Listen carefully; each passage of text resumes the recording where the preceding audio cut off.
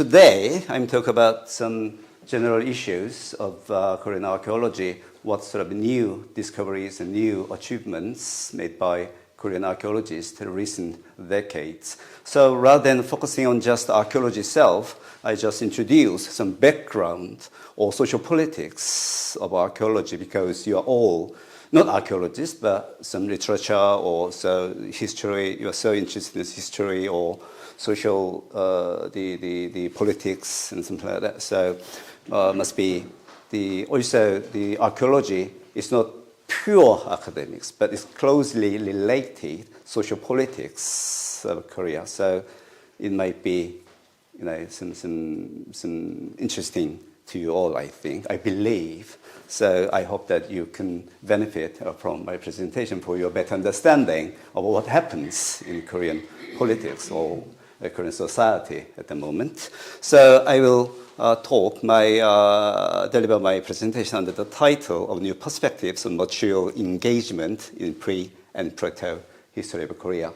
So material engagement is so important, key themes of contemporary archaeology, because, well, in the past, the objects or artifacts is just artifacts distanced from ourselves. But these days, we believe that materials are closely related ourselves. Ourselves is also materials. Materials could be in our mind, our concept, our body. So recent archaeology has developed following such a thread and such a, the directions. I will talk a little bit more details on that. So since 1945, the Korean liberation from Japanese imperialism, hostile imperialism, actually archaeology in Korea has developed in many ways. First of all, number of archaeologists actually nowadays more than 2,000, approximately 1,500. So in annual conference of Korea, more than almost approximately 1,000 or 1,500 archaeologists attend together in one spot, one area. So there is only few but limited universities or venues for annual conference, because we have to actually have more than 1,000 or 1,500 archaeologists at the same time. So anyhow, this actually dramatically, it actually grew, the number of the archaeologists, the increased. As I said before starting my presentation, after the Korean liberation, there is no archaeologist at the time. But nowadays, more than almost 2,000 archaeologists in Korea at the moment. And the national museums and National Research Institute of Korean Cultural Heritage, the number of those institutes are getting increased, more than 10 or 15 national museums in each cities, big cities, and also research institute, also located in very historic places in Korea at the moment. And I'll show you definitely the graphs and some statistics, but the number of sites excavated, also the budget invested dramatically increased. It's partly because of the massive construction works being done.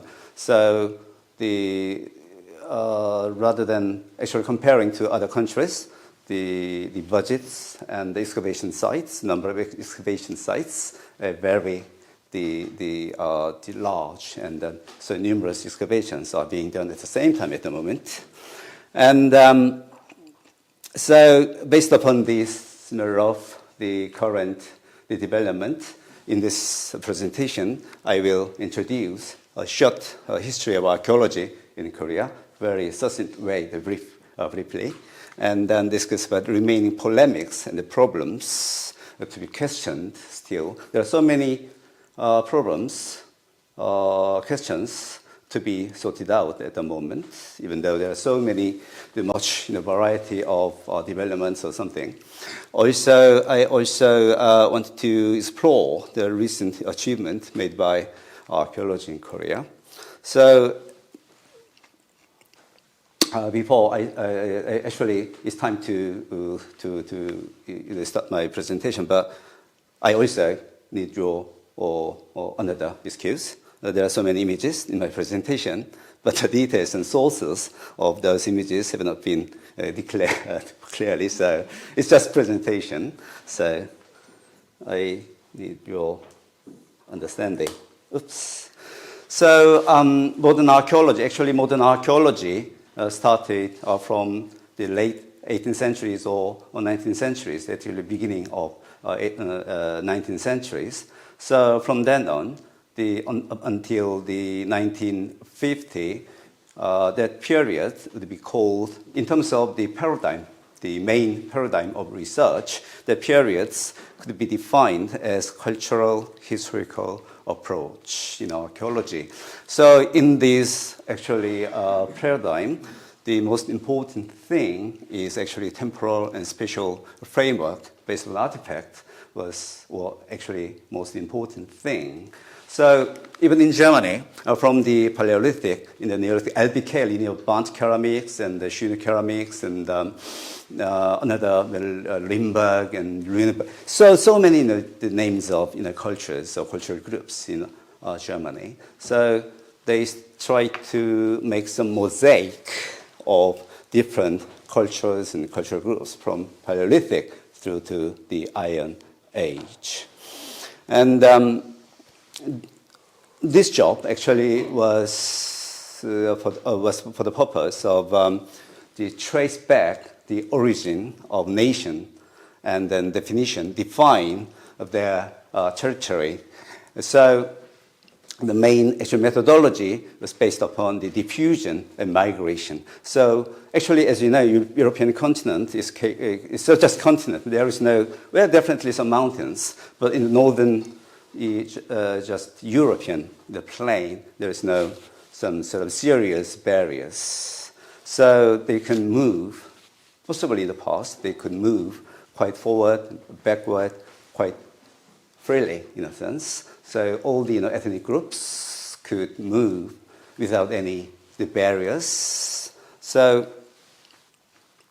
it's so difficult to define where or when, who lived in a specific way, a specific reason. So they try to define that kinds of the questions or answer that sort of questions. And particularly in Germany, they try to find the German people were. So I will tell you about some details on that. And the interesting thing is that this approach is closely related to nationalism. So since the 18th century, Napoleon actually invaded, or anyhow tried to expand his actually influence throughout the old Europe. And then also Napoleon III actually also tried to actually establish their national pride from the Celts rather than Rome, occupation of Rome. So, do you know, as I said, the Man King or Glaubeck? Do you know Glaubeck? Glaubeck is another, some Celtic or Pida or what else? So, well, in Europe, particularly Germany, I found that, particularly LMU, they so focused on Roman provincial archaeology. But in France, in 19th centuries, they tried to, can I say, demonstrate their pride, national pride, based upon the Celts or Gauls, rather than the occupation of Rome, against Rome. Can you understand what it does mean? So they try to focus on their own regional culture. Right? So that means also the questions is closely related: who occupied, who run, who built, or who construct these, the oppida or village or artifacts, manufacture these artifacts. So based on that, they can trace back their national or origin of ethnic groups. Actually, this sort of the approach is called culture historical archaeology. The Korean archaeology or even Japanese archaeology still I do feel that they are so still stuck with this sort of, cultural historical approach. Well, cultural historical approach can contribute to our better understanding. The problem is that they only stick with this approach. That's the problem. It's still very beneficial, Anyhow, so next stage would be called as processual approach. The processual approach, they try to actually testify the hypothesis using hypothetical, the deductive approach. Actually, this approach actually came from the philosophy and natural science. There's a famous philosopher who is working on the natural science or something, whose name is called Hempel. Hempel actually moved into America, and then she tried to scientific methodology into historical inference. So he argued that if we follow the scientific, the methodology of science used in science, then the inference in history can be clearly, without any doubt, could be clearly, demonstrated or interpreted.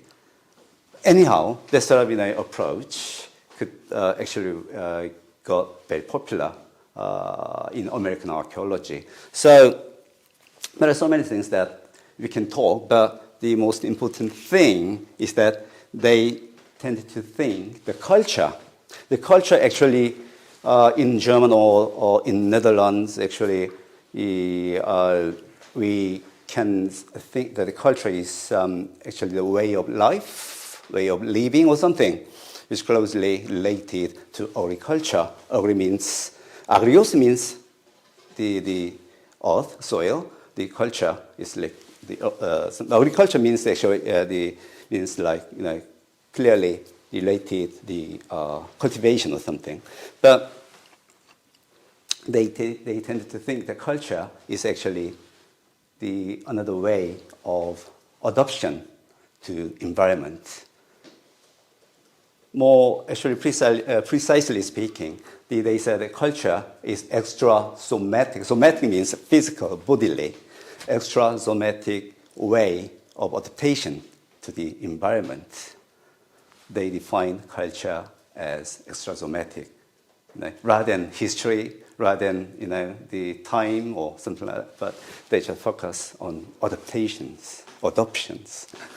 And in order to achieve their goal of research, they adopted several methodologies from cybernetics, so system theory and the new evolutionism, particularly social evolutionism.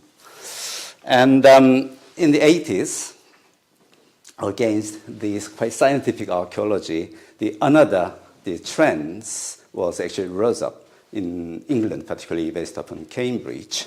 So they argue that natural culture is not just object to be explained. They argue instead the natural culture is a text to be read. So rather than explanation, rather than law, they emphasize the meanings or significance.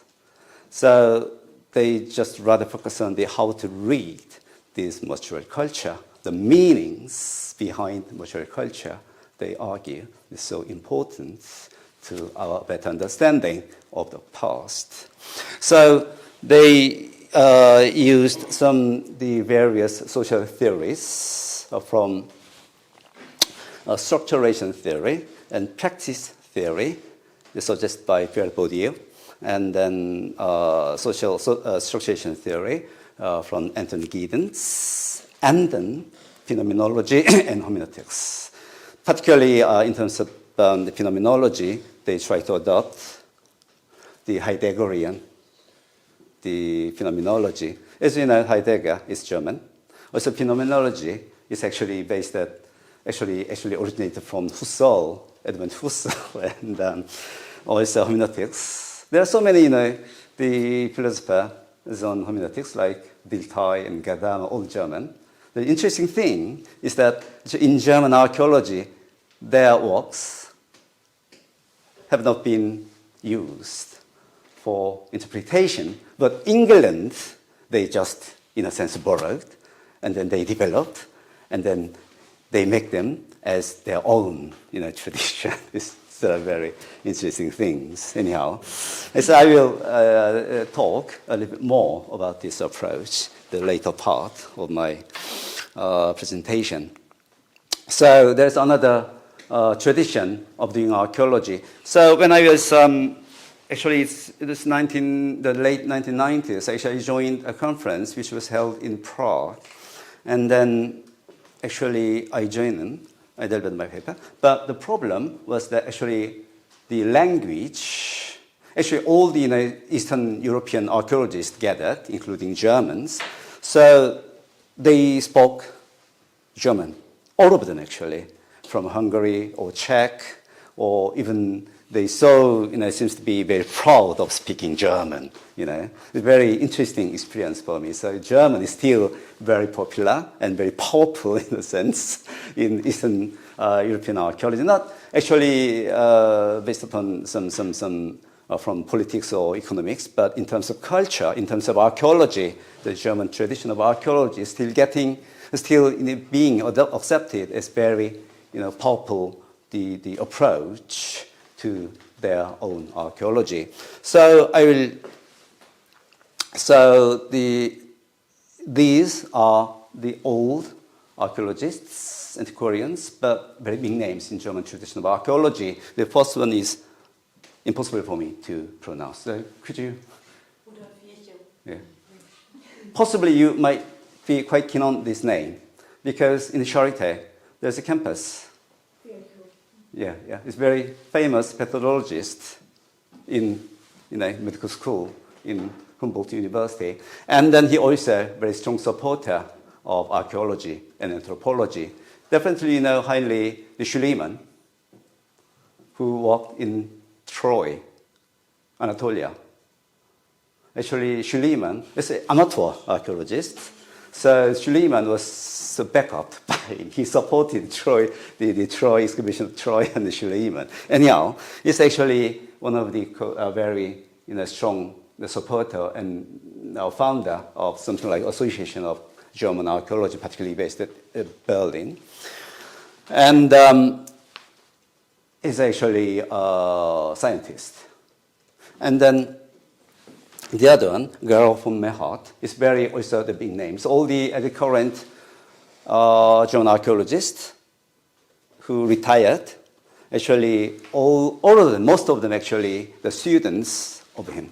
Actually, he based in the Marburg, and then all the big names studied at Marburg under his leadership and professorship. And then so the interesting thing is that actually Western German archaeology and Eastern German archaeology could be incorporated very well, in a sense, without any strong, serious conflict, because all of them were students of von Mehart. So even the famous East German archaeologist who's called Koblenz. Koblenz is also the student of the Mehart. And then the famous archaeologist whose name is Kozak, Professor Kozak, who was in München, also a student, last generations of his students. So he's actually the new founder of German archaeology.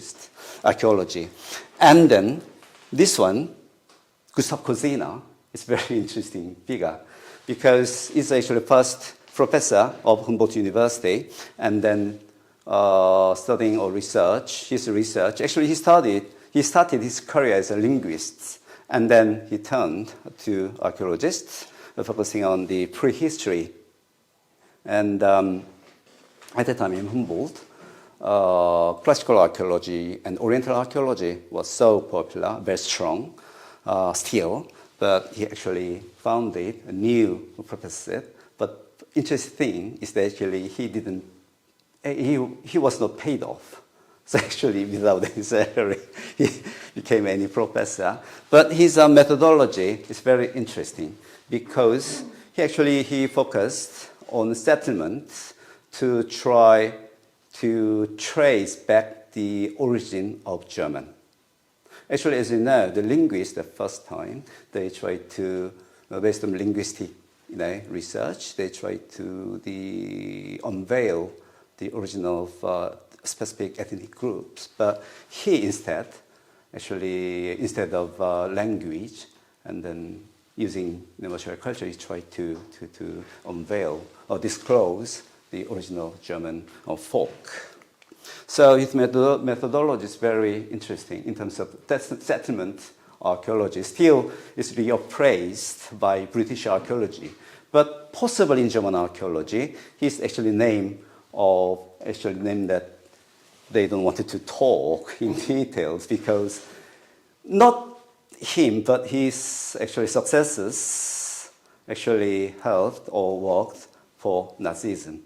So, and then, for instance, Anneneve, and then some other institutes actually for Nazism. Actually, they are mainly, not exactly, but anyhow, so strongly influenced by his methodology, trying to find the roots and trace of German ethnic groups, for instance, Aryans. They believe the Aryans started from Northern Europe, the blonde and the blue eyes, and then they spread out all over Europe. So their argument. Anyhow, in terms of methodology, his approach is very unique and then very idiosyncratic, very challenging. But the result of following his approach a little bit, very seriously problematic. So that's why German archaeologists actually try to distance any interpretations based upon social politics, the origin of German ethnic groups, or social stratifications and other things. They just try to focus on artifact itself with scientific methodology. So German archaeology is very strong in terms of scientific analysis, archaeobotany, geoarchaeology, or soil micromorphology, but not interpretations of material culture, particularly closely when they have to talk about some ethnic groups or something, they try to avoid. So another reason there is actually, is I talk about these topics with my colleagues, German archaeologists definitely. They say that, well, we got plenty of numerous artifacts. But in England, the British hasn't got enough materials to study. So that's the big difference, they argued. Well, actually, partly I agree with that. So there's so many different materials and from Eastern Europe, so even Pontic, the Black Seas and Caucasian mountains to the Central Europe, and then those material culture spread out all over the Europe. So it's like main hub of cultural exchange in Germany, particularly the Central Europe. The Central Germany is the main hub for those material culture in the past. And next. I'm going back to Korea. So as I mentioned, Korean archaeology or even Japanese archaeology mainly are still stuck on the cultural historical approach. I'm not blaming the cultural historical archaeology, but just I blamed why they still are stuck on only cultural historical approach. So until the 1945, the Japanese archaeologists were allowed to excavate no Korean. Actually, these are actually very symbolic images to depict or describe that the situation of that period. Actually, this figure is actually Gustav VI, the king of Sweden of 1920s. Actually, that time, actually, Crown Prince. Actually, he actually visited Japan, and then he heard the news that there's a very big excavation in Korea, particularly in Gyeongju. So he visited. So Japanese archaeologists invite him to the site, the big tumulus, Gyeongju tumulus. So he excavated for several days, and then they found the golden crown gear. Do you know the golden crown gear of the Shilla kingdom? There is, I'll show you later. And then he was invited, and the Japanese archaeologist couldn't work. So several years ago, I was invited to Miyazaki. So Miyazaki is one of the famous area for their own the big mounds.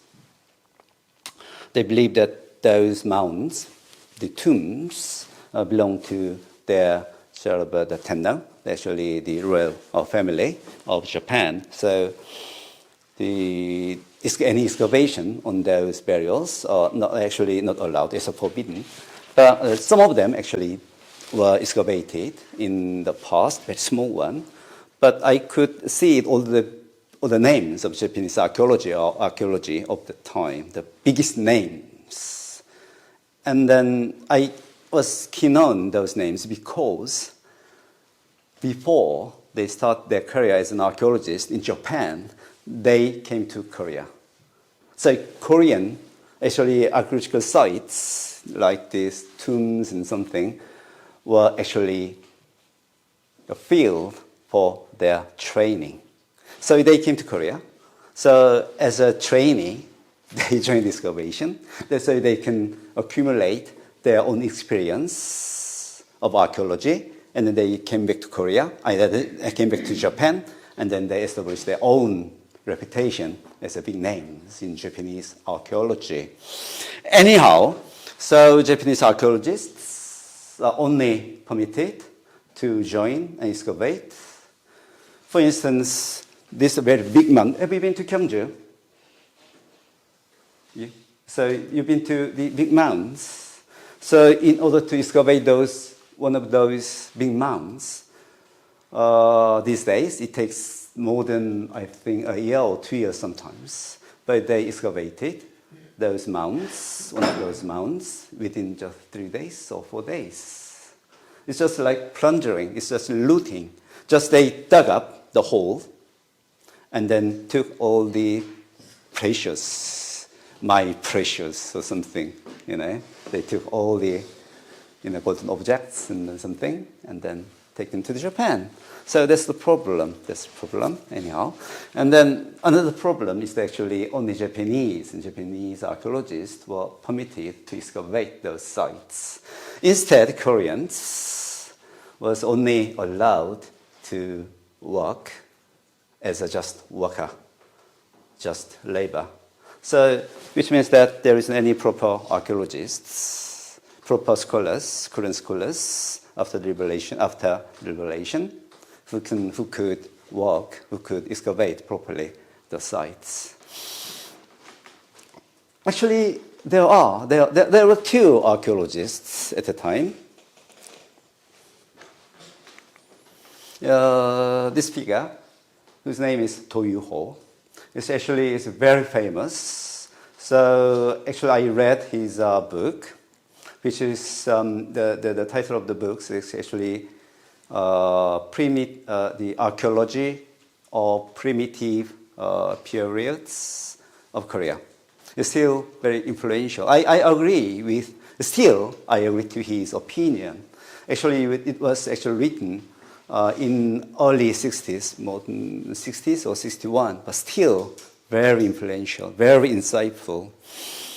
But actually, he studied at first at Frankfurt, and then moved to Vienna, and then came to Korea, and then he worked or taught South Korea, and then went to North Korea. So, and this figure is very famous. And then this figure, whose name is Han Hung-soo, actually he's also a very interesting figure. Actually, he studied at Fribourg in Switzerland, and then went to the Vienna as well. And then, interestingly, he came to Prague. So he taught the Korean culture and possibly Korean, language there. But he went to the North Korea, but still we don't know what happened. to him after he went to North Korea. Anyhow, there are two very professional, well-trained, in a sense, archaeologists of the time, but they left South Korea and then moved to the North Korea. So after the liberation and then during the 1950s, there was not any proper archaeologists who could work on the Korean archaeology. So those actually works done by the Japanese archaeology and archaeologists have got so many problems. Well, in terms of scientific methodology, they adopted some way of drawings, of way of the, can I say, reconstruction, something, particularly influenced by German traditional archaeology.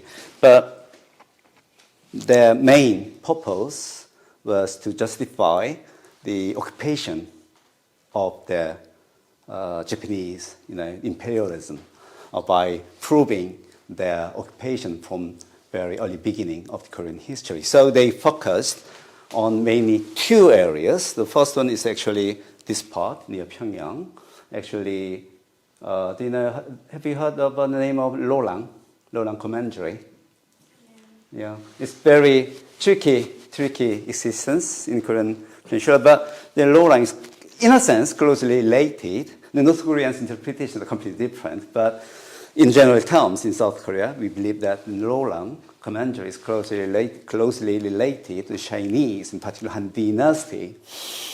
So the Japanese actually strongly emphasized the existence of the Lolang Commandery because, on the other hand, the existence of Lolang can prove the being occupied by any other foreign countries to Korean Peninsula from the very early beginning of Korean history.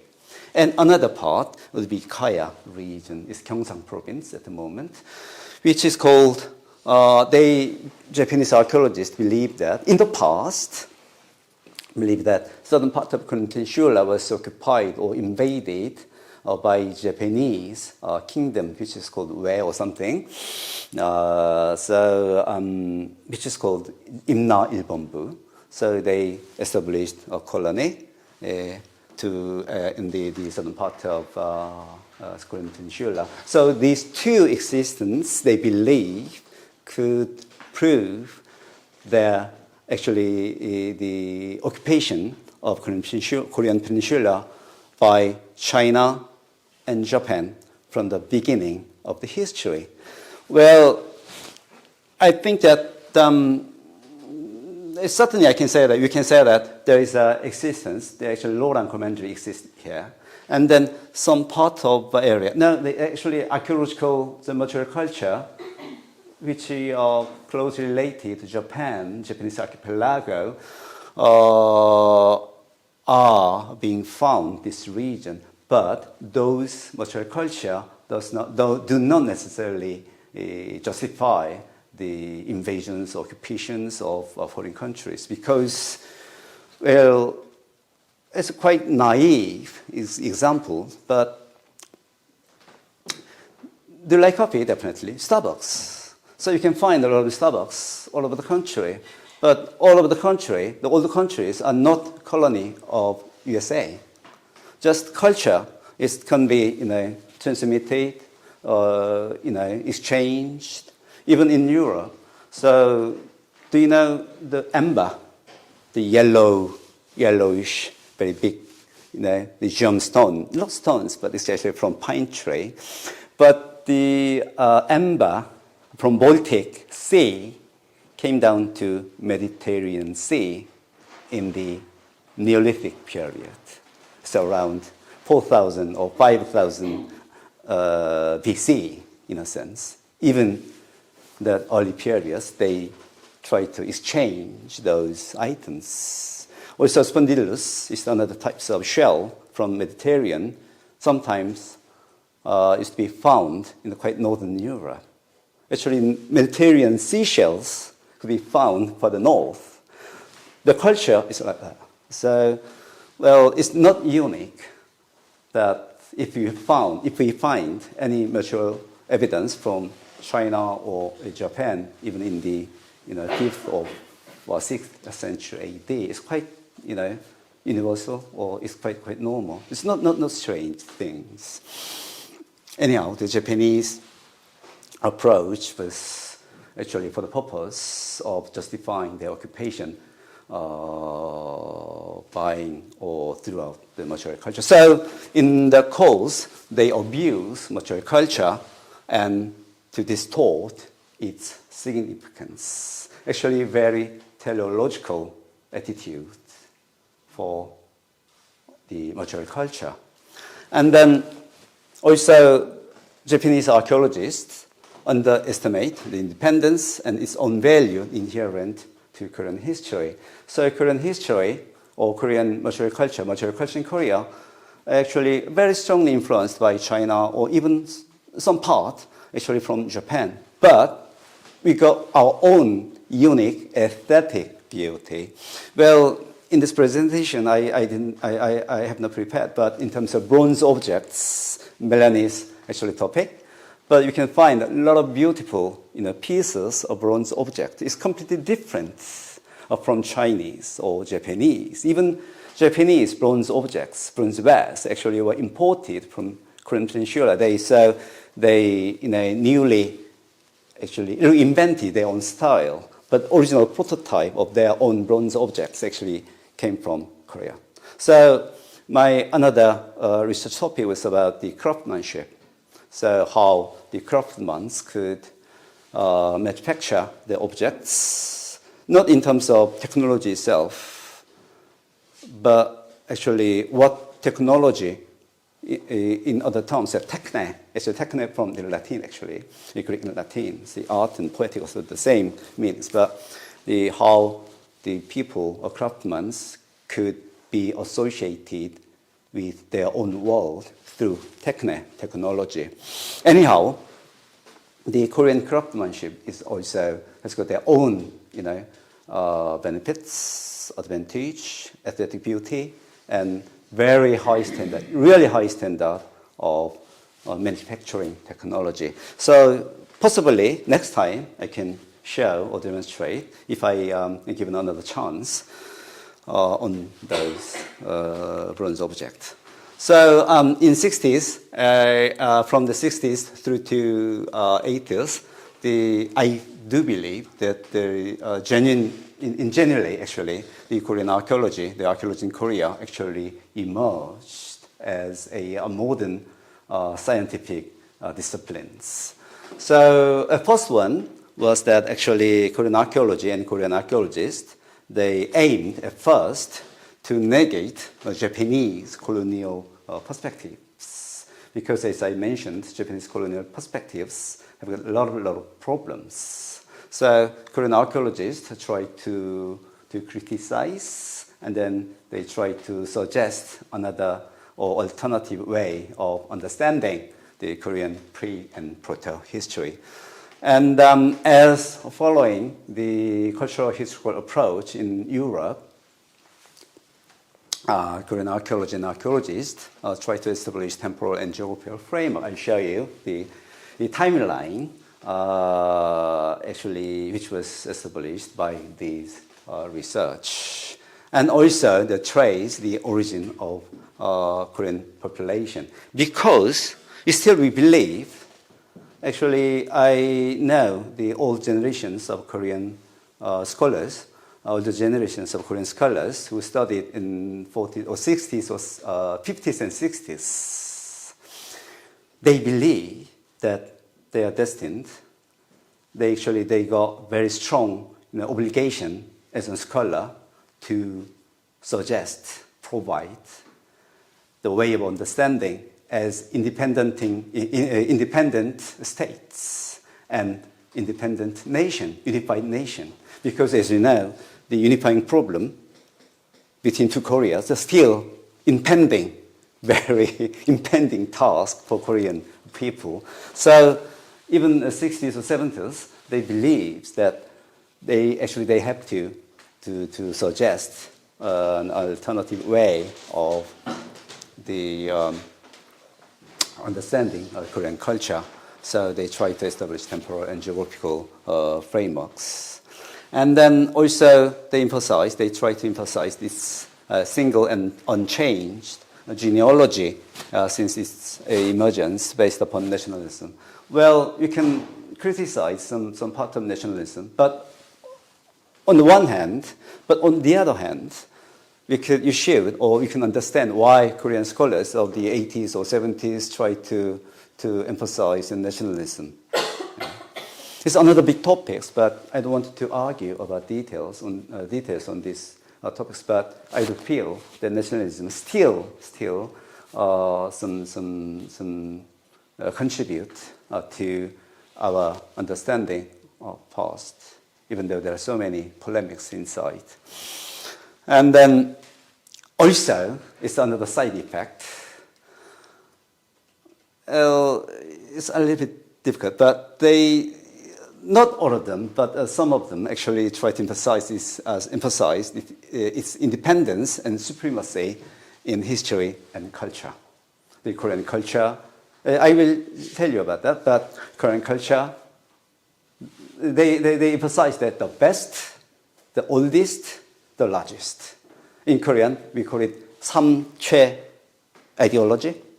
So they believe that Korean culture is the oldest, that some part of Korean culture is the largest, some part of Korean culture is best quality.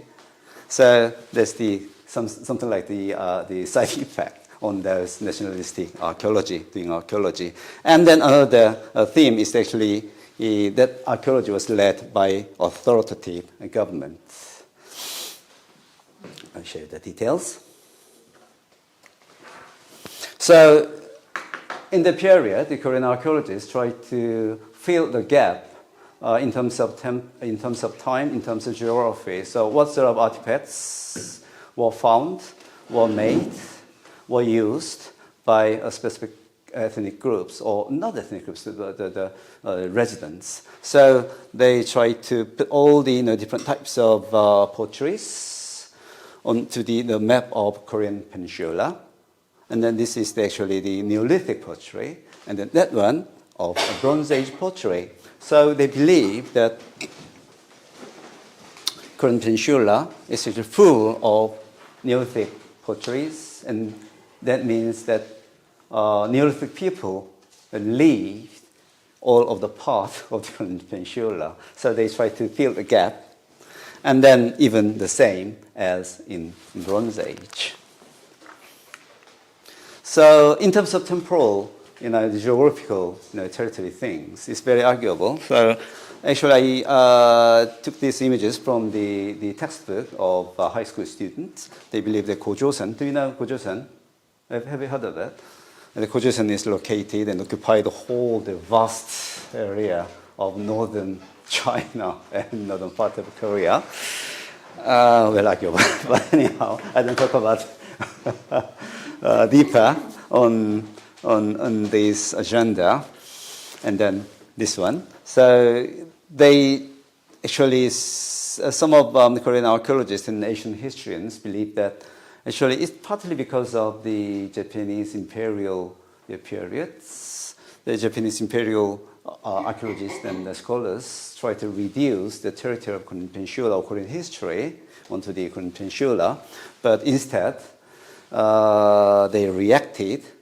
So they try to enlarge Korean territory on the northeastern China. Well, they shared some part of cultural factors and cultural, the assets.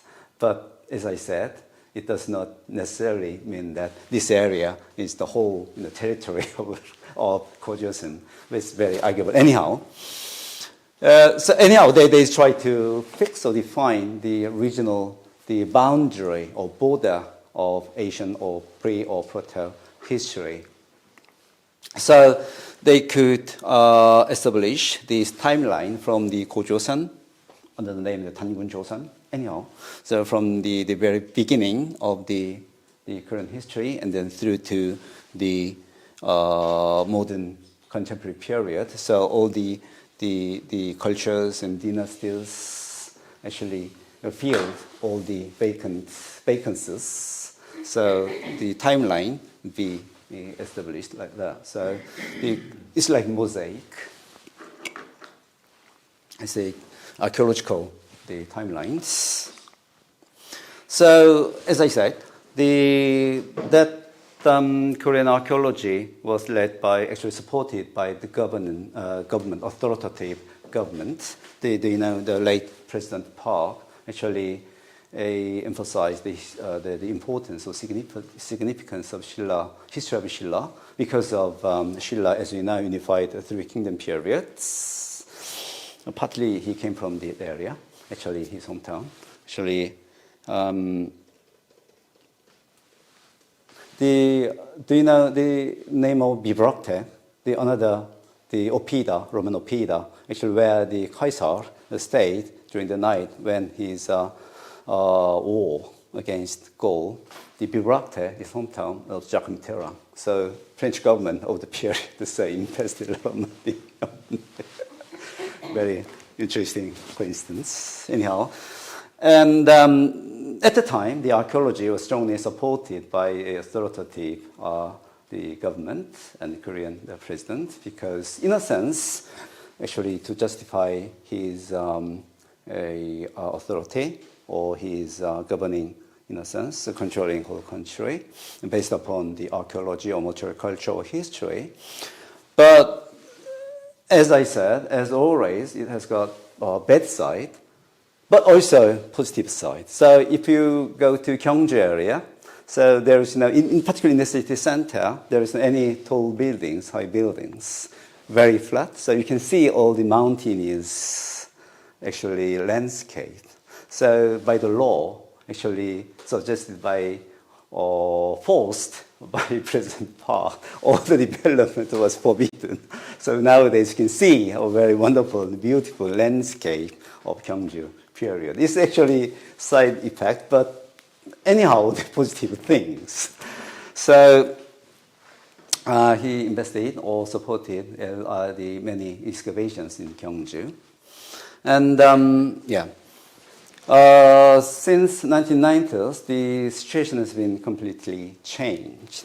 So, as I said, from around the 19 or 91, the number of excavation, actually before then, just 55 every year, almost 50 or 55. But from the 1990s, it's actually dramatically increased. So even now, 1,800 cases or sites have been excavated just 1 year.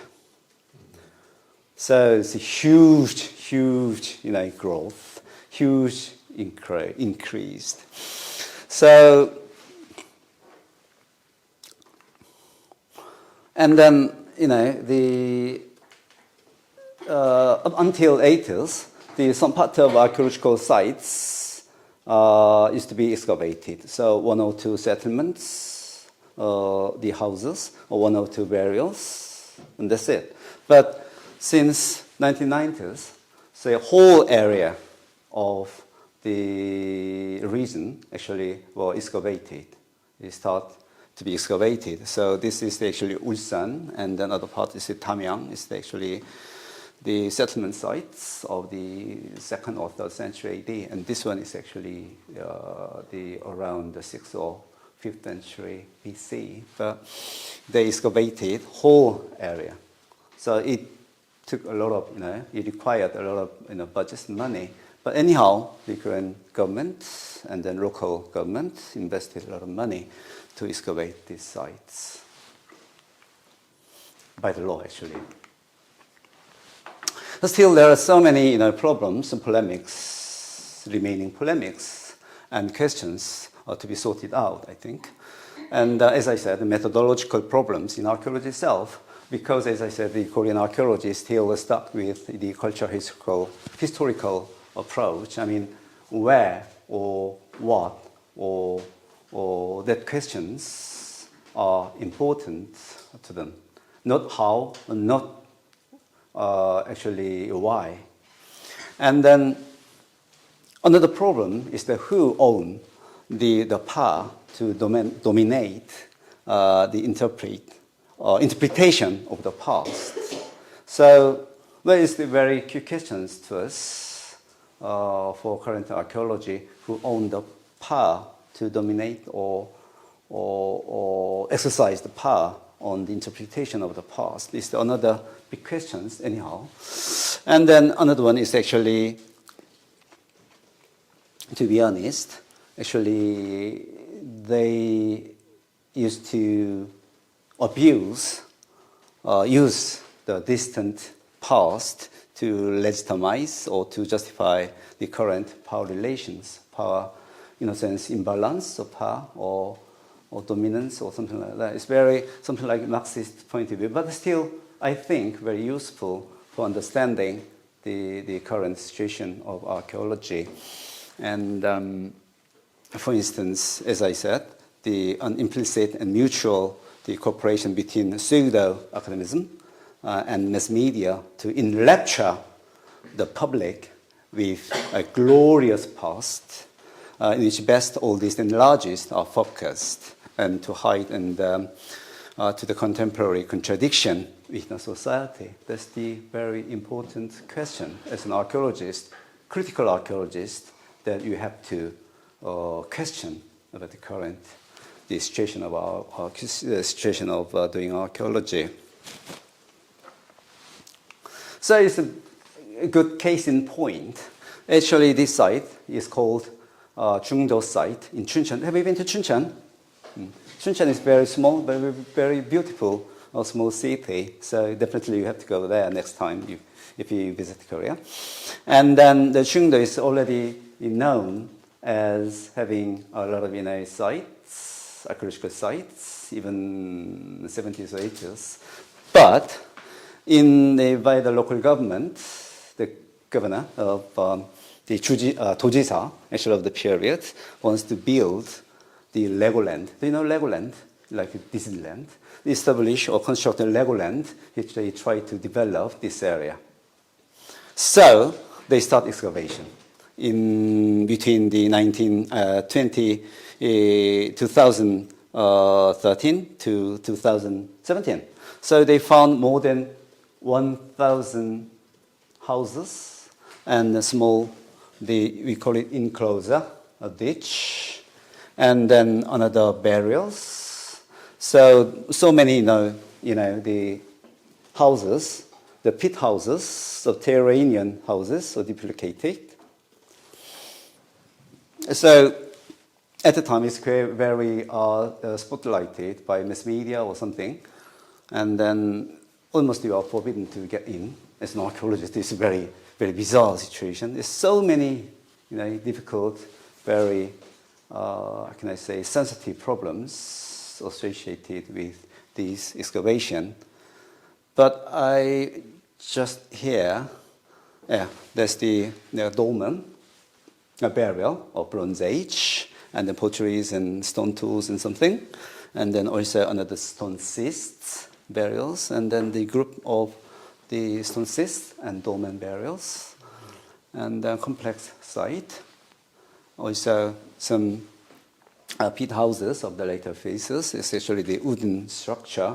Actually, those wooden structure was burnt down, so you can see the whole structure of how those wooden structures, wooden posts and frameworks worked. And the interesting thing is that actually they found these socketed, the bronze axe, and then some bronze dagger, which is called a little bit a variant of mandolin-shaped dagger. So the Korean, I don't believe that, but Korean archaeologists believe that these two items were of Gojoseon kingdom, Gojoseon period. So they argue that Jung-Do site is the main center of Gojoseon. So, well, is that true? As I said, it's like Starbucks. It's like, for instance, in some part of Korean Peninsula, they found some jade necklace, a very beautiful jade necklace. And then the Hongsan culture of the northern China, so actually they're famous for the jade. So some people believe that Hongsan culture, is of Korea. No. No, certainly not. And they believe that actually Sungdae of Chuncheon is the main center of Gojoseon. So, well, anyhow, I don't talk about I don't criticize this approach or attitudes or perspectives, but these archaeological things, excavations, could be closely related social politics in current Korean situation. Anyhow, it's very good case in point. So, how to overcome these difficulties and an approach towards abundant understanding of the past.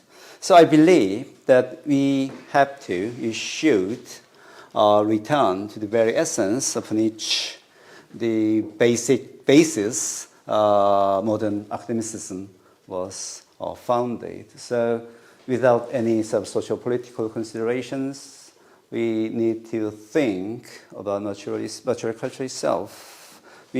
As I said, we have to distance ourselves from certain teleological attitudes. I mean, in terms of methodology, in terms of perspectives, Japanese archaeologists of the past actually tried to abuse material culture to justify their dominance, their invasion, their hostile occupation of Korea Peninsula. But some pseudo the historians and archaeologists, and then mass media. So actually, we try to use material culture to show or demonstrate the glorious past of the Korean Peninsula. It's that actually the direction is completely different, but base is a little bit, they share something in common. That's the problem, I believe. And another way is actually we have to understand material culture with a very agile and reflective way. So in order to take this position, we have to think of hermeneutic circle and multivocality like feminism or gender or minority, and ambiguity. So I was told that some of you actually working on some translations, Korean literature, or some, the Korean language or something. Even history the same. I mean, there's so many different point of view, different way of interpretation, way of understanding. So if you, for instance, Hangang, so I read some of her novel or fiction, but it's a bit strange to me. It says too sad, So it just I wanted to avoid the reading. I appreciate her achievement definitely, but sometimes it's really hard and harsh for me. Actually, some of them actually are so really like the Hangang's fiction. Actually, she deserves, actually her novels deserve. But some people can feel the same discomfort in a sense a bit, So we have to accept those variety, a wide range of way of understanding when we, read material culture or understand material culture. And the ambiguity also. So sometimes even poetics and poems, you can feel a different way or different sense or different emotions when you read any one poem. So in terms of interpretation on material culture, you also accept those ambiguity or vagueness for understanding. Okay. So also another way that we have to take, I believe, to grasp the material culture in a wider geographical and cultural context of East Asia, rather than focusing on Korean Peninsula, but we have to enlarge the geographical or temporal area of research. Oops. So since 2010, new perspective on material engagement, actually I feel it started. So the first one is actually interest in complex sites, which is associated with life world. It's actually Lebenswelt. It's actually a phenomenological term of later Husserl. I'll show you some more sites, images of sites. Actually, these sites actually were located in Jinju, Namgang area. So in Jinju, Namgang area, so you can find a lot of, the settlement and cultivating or the field, the rice field, not rice field, but the field anyhow, and then some enclosure, and then all sorts of, the archaeological evidence in one area. And then also this Daegu, so it's a residence area, and then the field, and then the area for ritual, an area for something, and then manufacturing or craft, and then also ritual. And then it's also the big, enclosure. The enclosure is actually found in European prehistory, like LBK and later LBK and SBK, or so in from the 6th century or 6th millennium BC, you can find in Germany a lot of these kinds of enclosure between settlements. Anyhow, then based on recent excavation in Kimhae. Kimhae is one of the center of Kumgan Kwaya. Actually, we found a lot of the sites there, and then we can reconstruct the port, and then another the fortress, and then we can reconstruct their world, where they lived, they grew, and then they died, how they make their connections, relations with other foreign powers, particularly this area is actually harbor, so they can send some ships and sailing boats or something. So, the life world is actually the world of no object. I mean, the world is not only object, but also significance and meanings. All the things actually associated, they existed only not the isolated, independent items, but they closely related with each other based upon meanings, like text. All the different words and verbs and subjects or objectives could be associated with each other very closely in terms of meaning or something. So a material culture can be associated like that, and then you can reconstruct or reinterpret their life world. And then also the excavation technology. The Korean archaeologists actually developed a great deal, the excavation technology.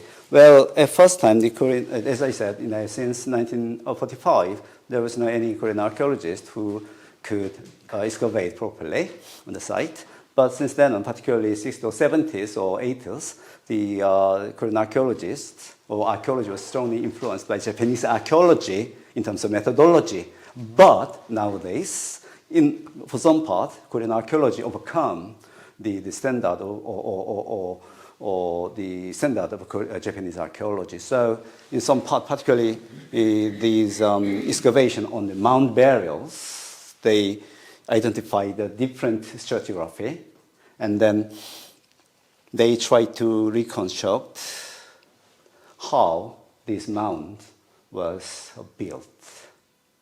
So how many people, how many work unit could do to build these mound burials? That's the important question to archaeologists.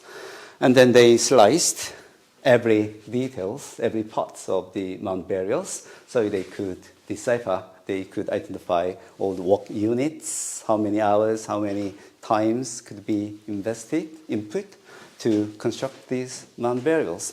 So these excavations requires a lot of money. As far as I believe, 10 million US dollars, maybe? More than that, actually, for 1.5 years. It's a huge, huge job. So all the Japanese archaeologists even, stop by this excavation site to look at the excavation. So this is Haman, the Changmyong and Haman. So it's quite southern part. And then they can draw the illustrations, this base. And then this one is quite interesting. It's the road of the Roman road. They found the road of Shilla Kingdom, Asian periods. But in terms of stratigraphy, in terms of archaeology, it's really, really harsh, really, really difficult task to detect any remains of the road. Because of the past, in the past, the road is actually,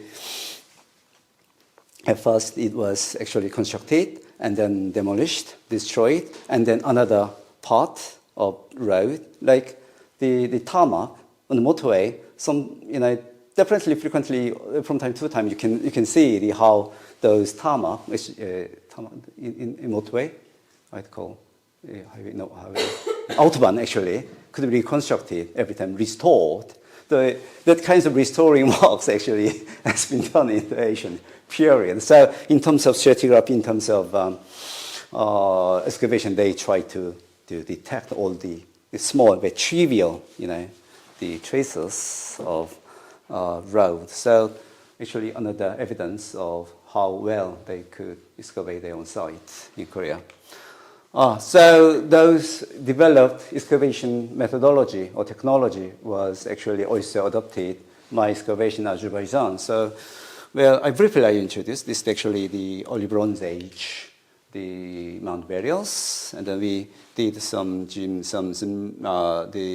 scanning using laser, and then I also drew all the reconstruction maps of the illustrations of showing how it could be built, and then also it's the actual conceptual map of how those burials are built, constructed.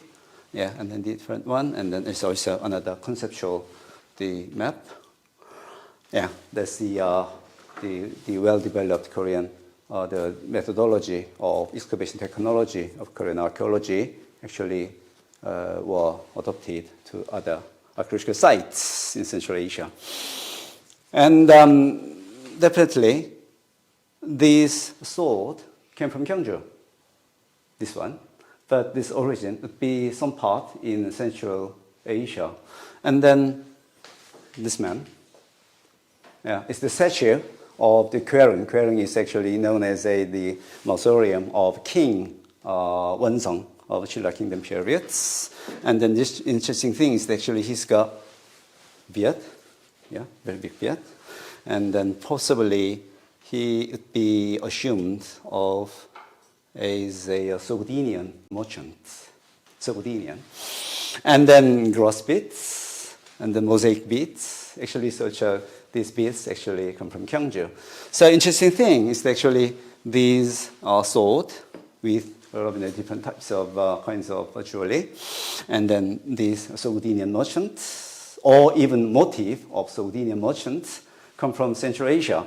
But these beads, actually there are two routes, one from Silk Road, the other one actually Sea Silk Road. So some of them actually from the Indochina or Malacca or something like the southern part. So in the past, in the 80s or 90s, the Korean archaeologists argued that these items could be evidence of the active trading activities of Shilla Kingdom. But nowadays, this Roman glass from Shilla, Gyeongju. So you can see this is the gold crown gear. Can you decipher? Can you see those crown gear? It's very beautiful, very beautiful. And then Roman glasses, the Roman glasses. So, as I said, in the past, the Korean archaeologists believed that these items come from the outside, and then actually it evidenced active trading activities of Shilla Kingdom periods. But nowadays, they try to expand their research area through the Silk Road and then Sea Silk Road. So some of institutes of Korea actually try to excavate on particularly the Central Asia at the moment, and then this part. Also, I and with my colleagues used to excavate these Azerbaijan for 15 years, and then 3 years actually in Vietnam. So, actually we got just time limits, so I just quickly show the images. The Azerbaijan is here. It's the Caspian Sea. The Baku is here, and then Gabela, the site that I excavated, located here, is near the Caucasian mountains. This is the southern foothill of Caucasian region. And the interesting thing is actually eastern border of the Roman army, imperial army. So just the 12th thunderbolt, the legion actually, went into this area. So they left some inscriptions on Baku. And then we excavated this site, which is called the fortress, called Gabala. Salbiri site is the northern part and then western part.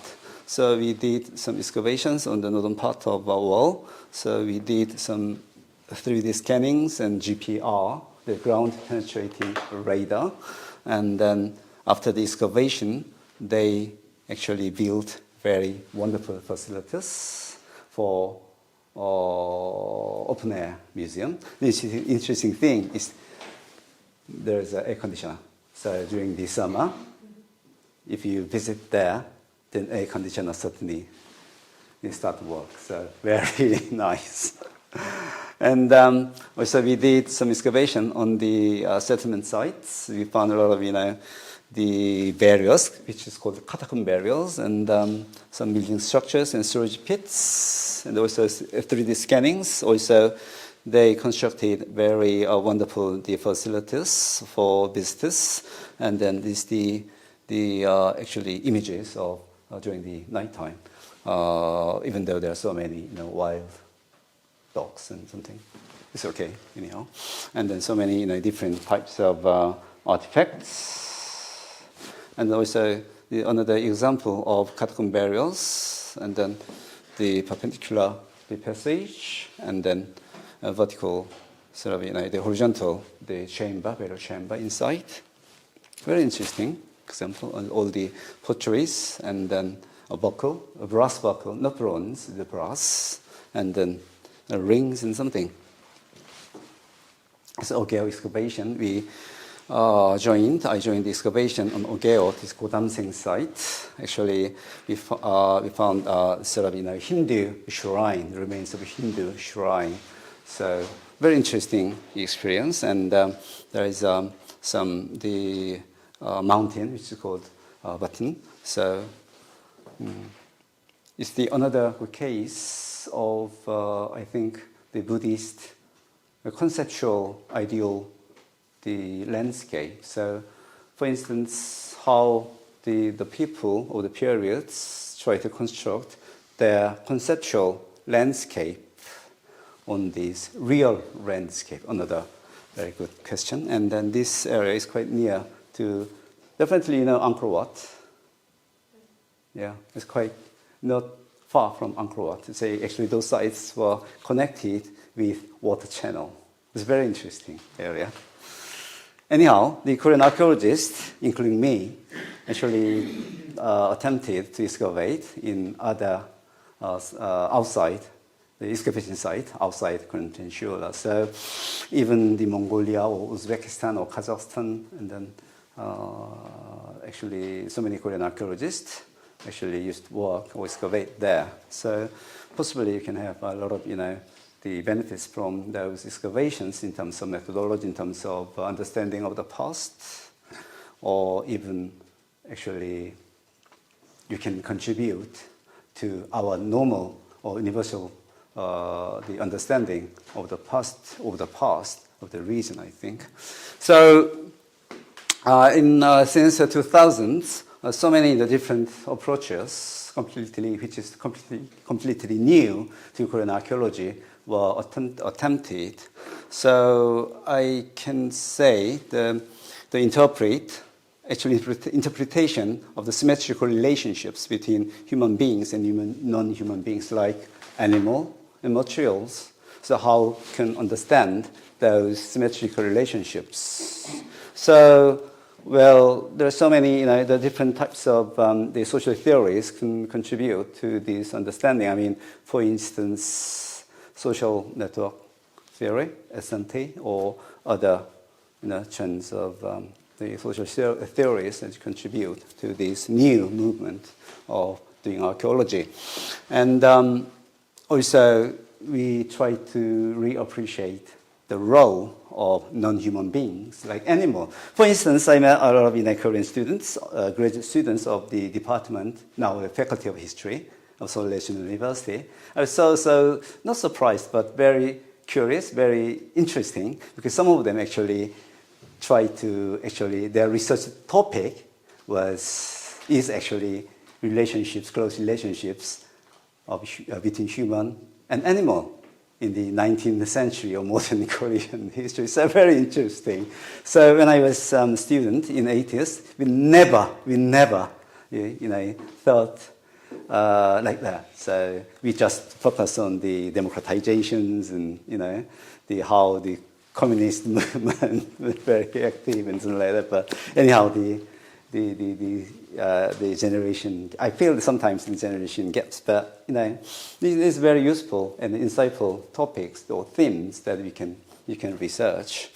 And also, it's my main topic, but how human beings can subjectify themselves as a subject. In literature, you can say that subject. So based upon material culture, you can say as a subject, you can do something. So there are different terms of terminology in these topics like identity, agency, on subject, and other things. But you can differentiate or differ those concepts in very many ways. But I don't want to talk about these topics. Very, very sensitive, very tricky. But anyhow, then how human beings can make themselves based upon material culture, like identity, formation of identity, like female or male or something, aged or younger or something. And in order to do that, so the Korean archaeologists, actually some of them, very few, but try to adopt various social theories and philosophical approaches, as I said. And then they try to pay attention to diverse new areas, research and topics. For instance, museum studies and public archaeology and heritage studies or something. So actually I can mention some key words for this actually new movement. So for instance, identity and subjectivity, and the landscape as well, and the social memory, and body and gender, how power could be excused on our bodily movement. And technologies, I said techne or something, and border and boundaries, because all the important things could take place on the border rather than a center, very center. So you can have to pay attention to any events and cases taking place on the border. So in 80s, even earlier 90s, or even still now, most of Korean archaeologists focused on one items of sites or artifacts. Dolmens, two different types of dolmens, and then stone daggers, or broken mandolin-shaped bronze daggers, which evidence the existence of Gojoseon. Well, any red burnished pottery. Actually, this one is also maybe, particularly in the Yeongnam province, closely related to this dolmen site. And then this one is for only ritual, but it's quite tricky to talk. And another types of pottery. And then these wooden cist burials of Gyeongju. And then this one is also wooden chamber burials of Kimhae. And then they tried, it's actually the Jeokseong Mokwakbun, and then the wooden chamber burials with stone, actually Actually, it was covered by stone, a lot of stones, to prevent any looting or plunder. Anyhow, they just focused on, they used to focus on how these burials was built, constructed, or what sort of, what kinds of the burial goods were found. And then they just focus on typology, or what sort of types they are. But these days, actually, Song Ho-in is my student, now he's in Oxford, and then try to understand how these dolmen sites could be interpreted. So you can see they based upon the Peirce, another very famous American philosopher, who works on the different types of philosophy, but particularly the semiotics. So he tried to interpret what this capstone means or signify, what sort of actions, how the structure underneath could be hidden from our visible field, something like that. So I don't want to talk the details on that, but just I wanted to talk, emphasize or stress is that not in terms of the structure of these burials, he tried to understand, interpret the meanings of each structure. There's the approach, which was never done or attempted so far. The another one, Kim Jin is also my student, actually now he's in Cambridge, and he tried to focus on bodily movement of observer or constructor who built the funeral site. So rather than just structure of these wooden chamber burials, he tried to understand how and what the observer or constructor or the remaining people could see the ritual itself. So he, particularly based upon Merleau-Ponty's phenomenology, so he just tried to understand, estimate the bodily movement of seeing or visible field. So it's a completely different approach as well.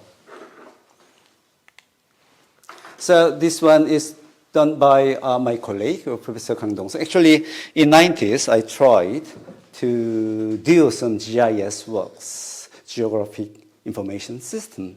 But actually, in a sense, I quit the research because it required a lot of time. Not time, but it required a lot of time and some effort. So it's a huge task. Anyhow, he could do that. So he reconstructed the dolmen site of Gochang area using GIS mapping technology. Yeah. Oops. And then also the visible field. In GIS program, which is called viewshed. So visibility or invisibility is so important. Have you heard of panopticon? It's like that. So who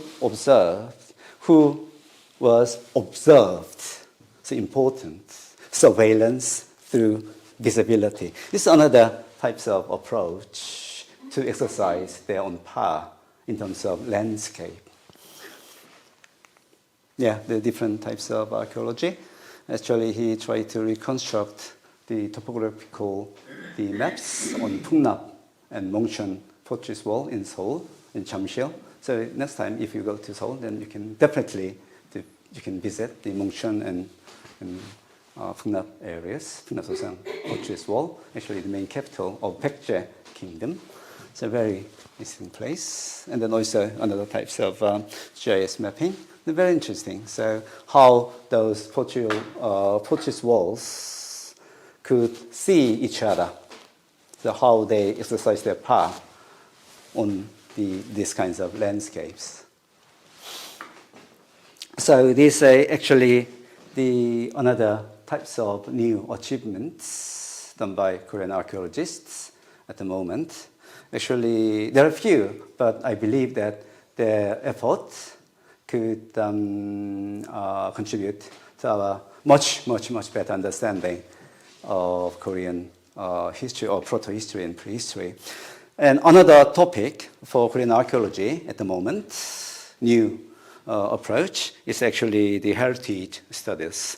So as you know, the Korea has got so many world cultural heritage, actually very beautiful heritage, which were inscribed onto the list of culture heritage, or the world heritage. So actually Seokguram, the Hotel of Seoul, definitely you know what the Seokguram is, actually Bulguk Temple, and then Haeinsa, and then Buddhist, and I don't know the name of the, anyhow, the print or something, and then mausoleums of Gyeongju, and then Changdeok. I love this place. The garden of Changdeok Palace is so beautiful, so beautiful. And then Suwon Hwasang, and then also Jeongmyo as a very national place for the national ritual or something. So there are some, I don't know exactly when, but they used to do some May ritual for the actually. So you need to you can go there and then you can appreciate. You can you feel the very traditional the way of ritual. And then the mausoleums of the kings of Joseon dynasties, and then also the Goindo, which is actually Manhill and the Dolmen sites, and then the Yangdong village near Gyeongju is very traditional village, so you can feel how Joseon people, the people of Joseon period, the Joseon dynasties could live. It's very nice place, I think. And then Hawae village, you need to go there because as undergraduate students, I visited there several times, and then there was the how can I say, the shuttle to cross the river. So he was very interesting guy. So I used to talk with them. They're very interesting, but nowadays they're completely changed. It's developed as a tourist attraction. So old, traditional, old atmosphere is gone away. So it's very pity. But anyhow, very nice place. And then actually last year in Saudi Arabia, the mausoleum of Korean, the Asian kingdom, which is called the Kaya, was registered, inscribed onto the list of World Heritage. And then Gimhae, Haman, and Hapcheon, and Gosong, and then Goryeo, and then Namwon, and then Changnyeong. So completely different areas.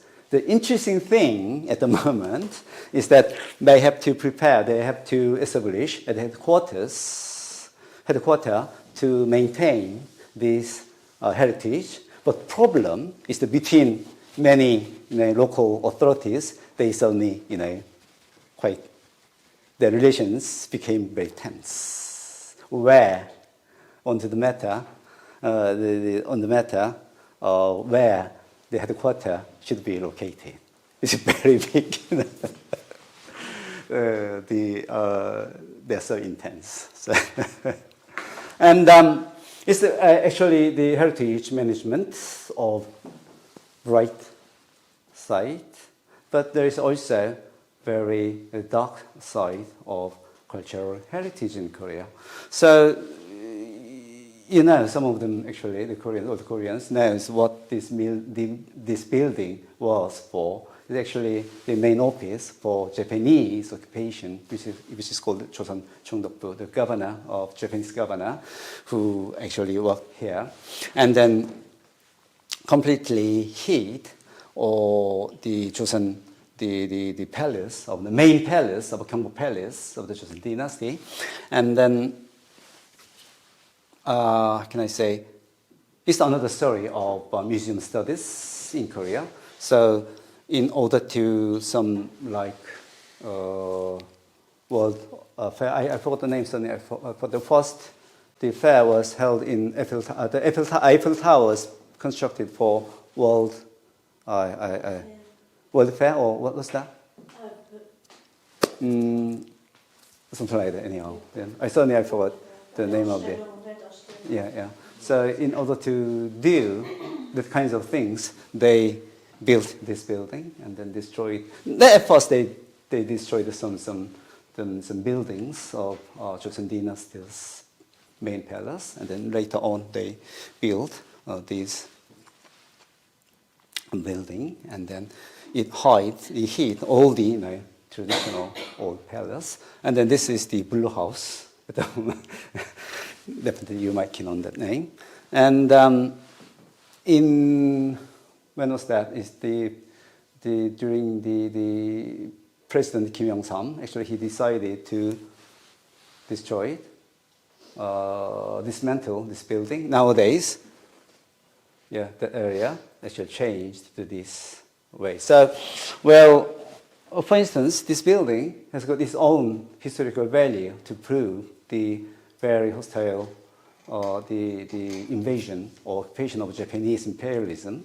But without this, actually that materials to prove that sort of Japanese occupation was suddenly disappeared. But instead, you can see how the magnificent, the Joseon dynasty's main palace looked like. So how can I say this bad things and good things at the same time? And this one is actually Seoul National in the Japanese occupation period, invasion period. All the Korean, actually move. How do you call it? The 독립열사 actually was taken to the prison in here, and then they suffered from a lot of tortures and so hostile, very brutal, 서독은 형사. And then nowadays it became some actually the space for commemorating or making a history of the past. So the tragic part. So these are completely different cases of showing or demonstrating our attitude towards a dark, the difficult heritage. This one actually destroyed, dismantled, and this one is actually still remained.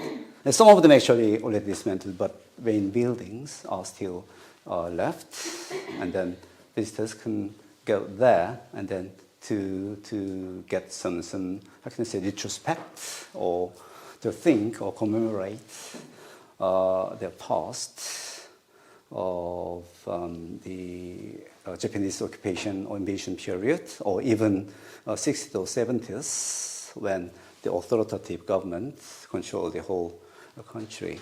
So that means that even those dark or the difficult heritage should be kept, and then can contribute to our understanding, and then you have to face with those dark age or difficult age, not avoiding those, but you have to face directly to those,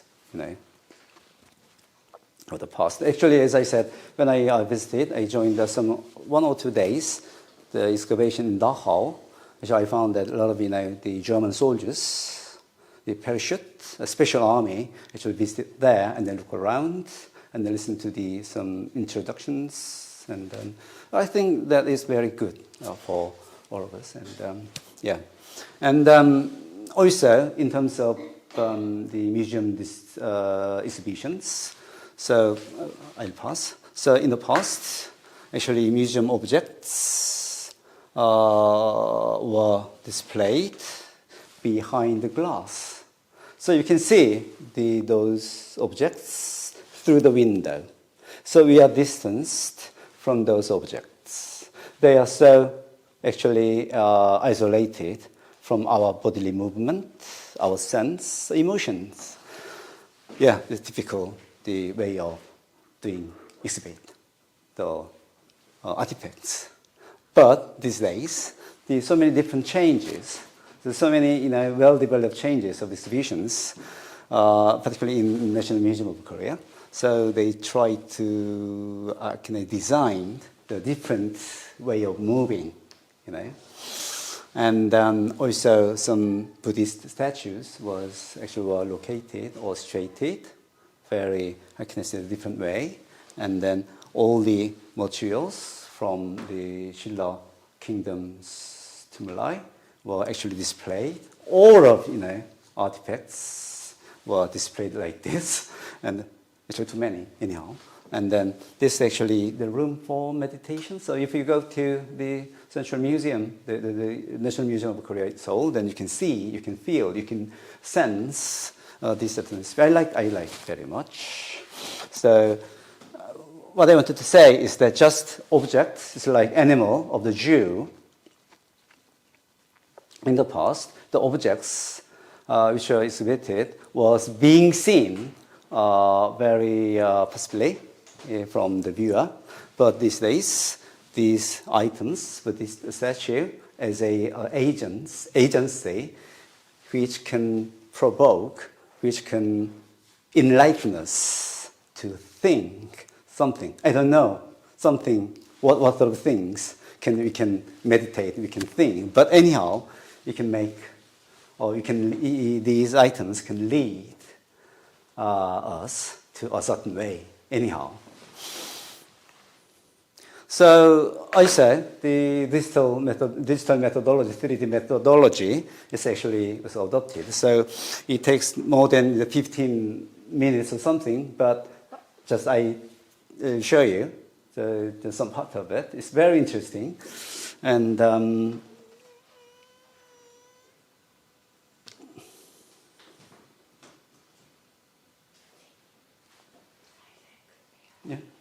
yeah. Oh. Just 1 minute. So.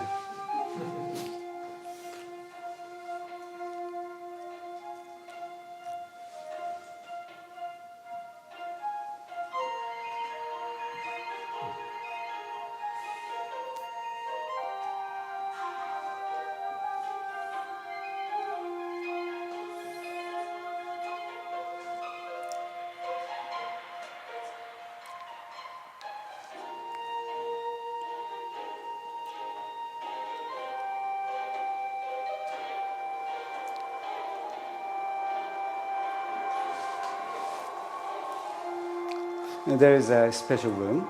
So if you go to the central, the National Museum of Korea, Seoul, then you can get in the rooms, and then you could be surrounded by the whole wall, and you can see the 3D images. So it's very interesting, very insightful. So yeah, next time, if you got any chance to visit Korea, just stop by there. Yeah, it would be better to stop here. Oops. Oh, you reject. So, well, actually, in conclusion, Korean archaeology has developed following its own way, but we got still a lot of ways, or we have to do a lot of things to do in the future. But I think that very promising. So, actually, the urgent thing is to exchange our ideas with other foreign students, foreign archaeologists and scholars to mutual cooperation in the future. So I hope that you could to contribute to our mutual development in the future. So actually, if you got any questions, even though the time passed so quickly, and then so I don't know actually how much you can benefit from my presentation. We still learn, but anyhow. Yeah.